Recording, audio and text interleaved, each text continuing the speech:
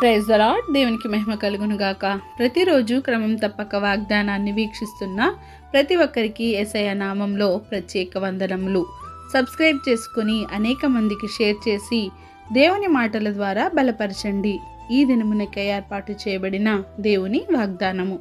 కొరింథీలకు రాసిన మొదటి పత్రిక 7వ అధ్యాయము 23వ వచనము. మీరు విలువ పెట్టి కొనబడిన వారు గనుక మనుషులకు దాసులు కాకుడి. Ye are bought with a price, be not ye the servants of men. ఈ లోకంలో జీవించే మనుషులకు వారి యొక్క ఆస్తిపాస్తులను బట్టి, అంతస్తులను బట్టి, వారి విద్య ఉద్యోగాలను బట్టి ఒక విలువ, ఒక గౌరవం, హోదా ఇటువంటివి ఉంటాయి. కానీ దేవుని ప్రజలకు ఏమిటి విలువ? దేవుని యొక్క అమూల్యమైన రక్తంలో కడిగి శుద్ధీకరించబడిన నీకు నాకు వెల ఎంత, విలువ ఎంత? మన దేవుని ప్రేమ మన పైన అపారమైనది, అది వెలకట్టలేనిది, అమూల్యమైనది. కనుకనే ఆయన ఆఖరి చివరి బొట్టు వరకు రక్తంను కాచి మన కొరకు వెల చెల్లించి మన జీవితాలకు విలువను ఇచ్చారు.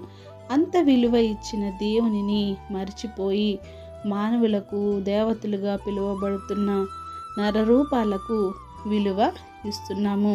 వారికి దాసులుగా అయిపోతున్నాము. కనుక ఈ సమయంలో మనం ఒకటి ఆలోచించాలి, గుర్తుపెట్టుకోవాలి.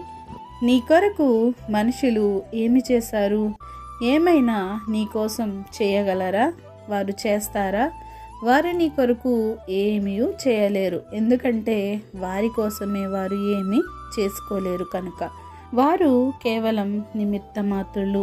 సర్వం జరిగించేది మన దేవుడు ఒక్కరు మాత్రమే. వారి కోసమే వారు ఏమీ చేసుకోలేనప్పుడు మరి నీ కోసం, నా కోసం ఏమి చేయగలరు? కేవలం నీ కొరకు, నా కొరకు చేసేదంతా మన దేవుడు. కనుక మనుషులకు దాసులు కాకుండా దేవునికి మాత్రమే దాసులముగా జీవించాలి. ఆయన పాదాల చెంత చేరి ఆయన్ను ఆశ్రయించాలి.